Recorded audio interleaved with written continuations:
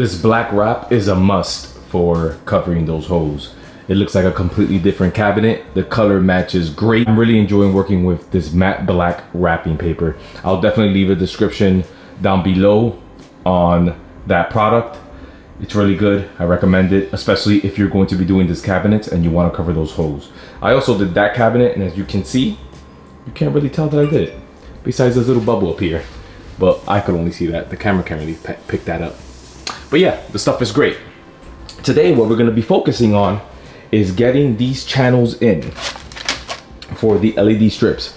And we're going to be putting it down here.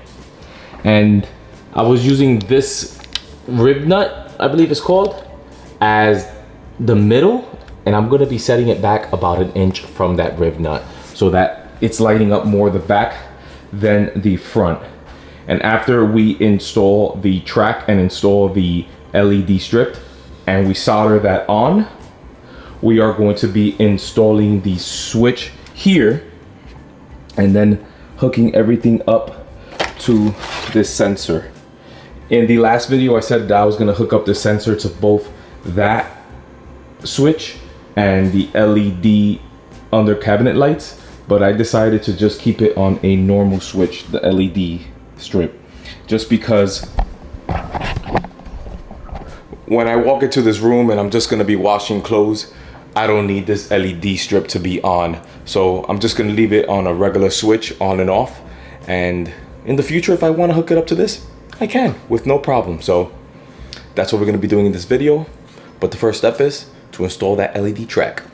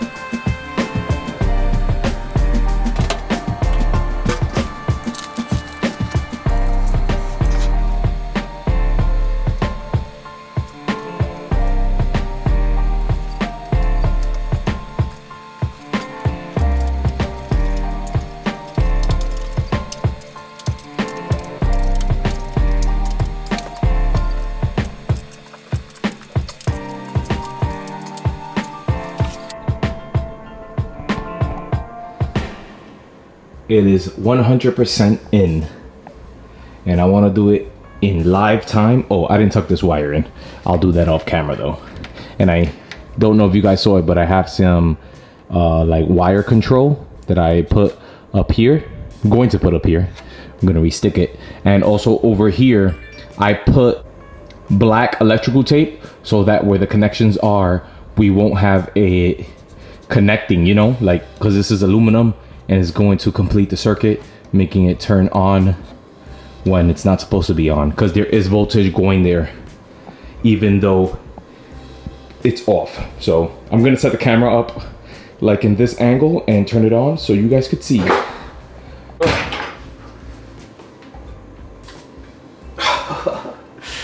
That's beautiful. Turn it off. It's dimmable, so there you go. That's it dimming. That's all the way up. That's going pretty low. It's working. on, off. So all we have to do now is program it to the switch, and I'm gonna be doing it in real time. I'm not going to, I'm not gonna time lapse it, just so you guys see how you connect a Pico switch to the power pack. So the instructions are pretty straightforward. All I have to do is press the on button and hold it for 6 seconds on the power pack, and then as soon as I finish that is go to the Pico switch and hold that for 6 seconds, which is the bottom button here.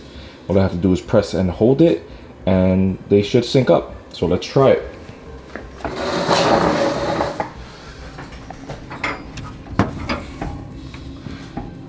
It's supposed to, that LED light is supposed to blink about 2 times. There you go. And now we hold this for 6 seconds.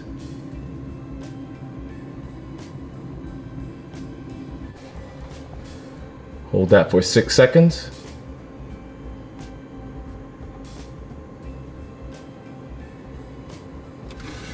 And it's saying that that should be it. And that is it. It is officially connected. Let's put it in the middle. That's 50%. It's going up, going down, and that's it. That's off. Perfect. So the goal is that as soon as I install the backsplash, and you will see that in a future video, I'm going to be putting the switch on this side of this outlet with a backing plate. But yeah, pretty simple, nothing complicated. We officially have under cabinet lights. So I'm going to be keeping this separate from the motion sensor, just because I want to keep the motion sensor connected to the switch that is going to be mounted there. I don't see a reason why, like I said earlier, why I will need both of these, both this light and this light connected to the motion sensor. There's no reason to turn that on. So yeah, we are making great progress here, but we're not done. I want to clean up this entire mess because I hate working like this. And we are going to take off this motion sensor. I'm going to be using that motion sensor for the boiler room in the apartment complex, because I hate having to walk in and hit the switch. First world problems, yes. So yeah, so we're going to be putting that switch now. So let's do it.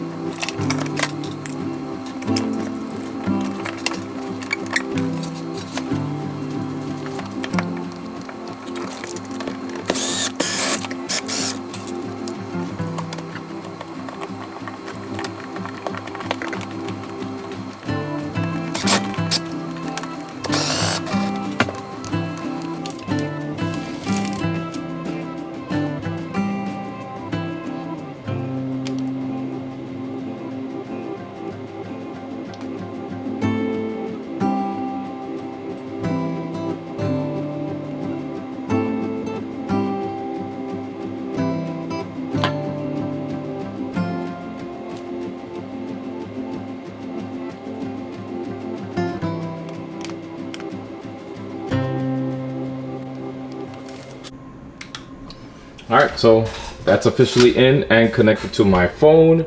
So we are good. But now we have no motion sensor. This is the motion sensor I am planning on using. And I want to mount it up in this area. Let me zoom out so you can see, somewhere around there, where it's able to catch any movement coming out the door, anyone standing here, which I think is going to be my primary spot while I'm in the basement working, and over there also, because this has a big coverage area. Before we're able to do anything, we have to put the battery. So now that's officially in. I don't have to put the cover back because I am going to be using the ceiling mount. So all of this part is going to be in the ceiling, and all you're going to be seeing is this part right here, what's between my fingers. It's going to look clean and it's going to be better. So after doing a little bit of research off camera, it looks like this system is only used with the Maestro. And I have the Caseta, which is this one, Caseta. But I'm gonna try to hook it up now. Let's see if it connects. So I hold this for 10 seconds and then I start blinking like crazy, this light over here. So there you go. And then here it tells us to hold this for 10 seconds. And let's see. There you go, it's blinking. Let's see if they connect. This one's blinking fast now. Oh, it stopped blinking. Let's test this.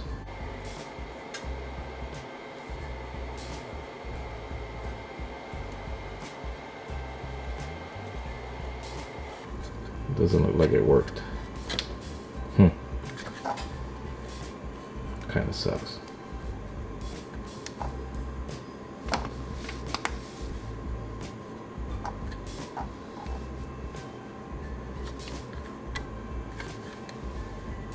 I think that you can only use the Pico switch with this. It doesn't use, you can't use the Caseta system with this switch. But the good thing is that I also have this motion sensor here, this one here, which does work with the Caseta system. So let's see if we can make that work. So I don't know if I'm gonna leave in what I've done, but I'll give a quick recap of what I've done. I tried to connect this switch, which is the Caseta, to this Lutron motion sensor, but unfortunately these are two completely different platforms. This uses the Maestro system. This one is the Lutron Caseta, and I like the Lutron Caseta because it works with the Alexa, and I'm able to shut it off and on with the Alexa. The Menstro system, I don't know what it's called. It's pretty much disconnected from online, but this does work with the power pack that I have up there. So if you are going to be hooking that up to like a ceiling light like this one, you are able to use this motion sensor. But unfortunately, it's not going to work for me. Neither is this one going to work for me. These two are both for the Maestro system and the one that I just showed you up there, the power pack. So I'm going to have to order this one here to work with this system. And it's just the things that happen. A lot of troubleshooting here, but the good thing is that I figured it out. So pretty much that is all that's left. I just have to wait till that order gets here, and then I can hook that up, and we have a motion sensor in the basement. So every time I walk into this basement or someone walks into this basement, the light is able to turn on. And yeah, see you guys when that sensor gets in. So I finally got this in, and the first step is to put the battery in.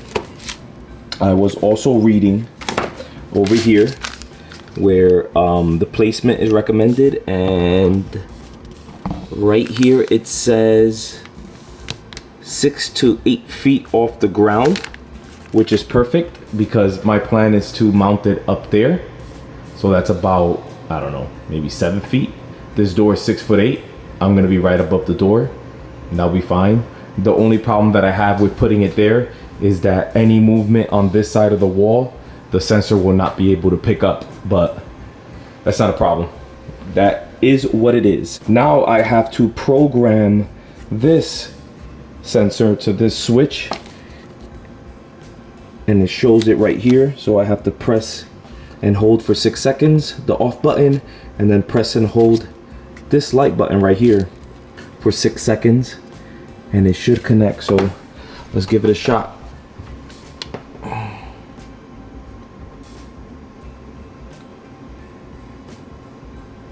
There you go. And now we press and hold this for 6 seconds.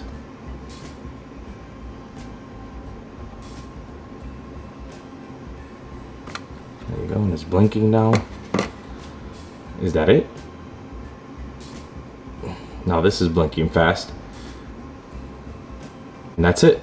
It had to blink rapidly, and that's what we got. Now to test it, I am going to mount it in its place, which what I said, it's gonna be right up there. The way we're going to mount it in that corner is with this device right here.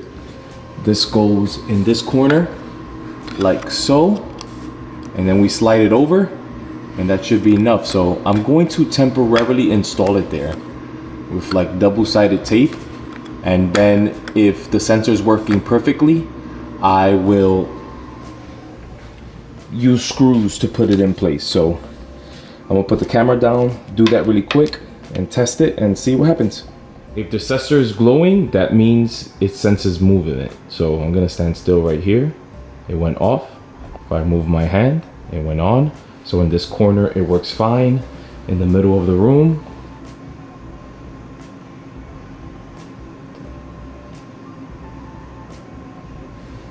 it works fine. Right here in this corner where you walk in,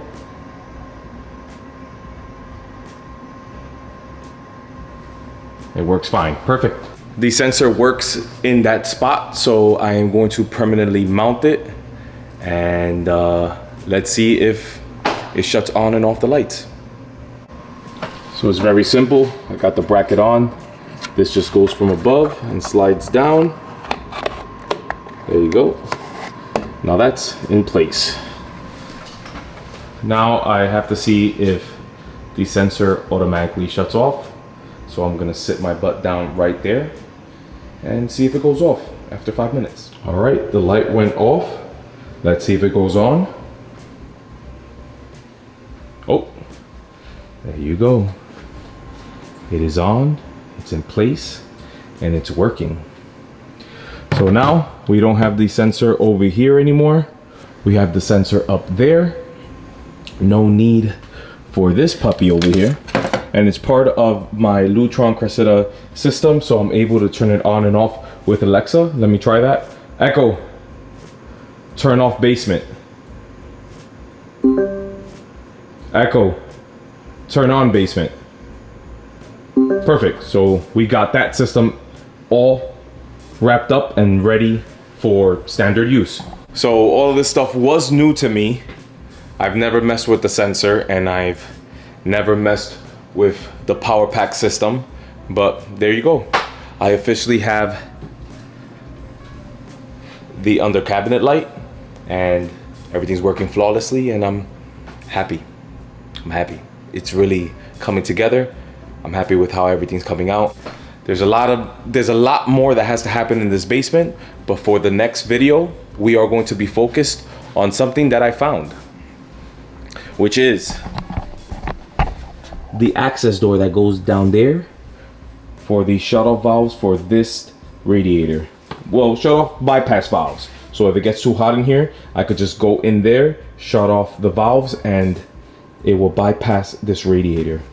So we're going to be working on that on the next video, and we're also going to be painting it. I'm also going to be painting these hinges that are up here, just because, well, I'll explain all of that in the next video. So I hope you enjoyed today. I hope you learned something new. Give me a like if you did. If you have any comments or questions, leave it in the comments down below. And if you want to see the rest of this project and other things that I'm working on, consider subscribing, and I hope to see you guys on the next one. Thanks.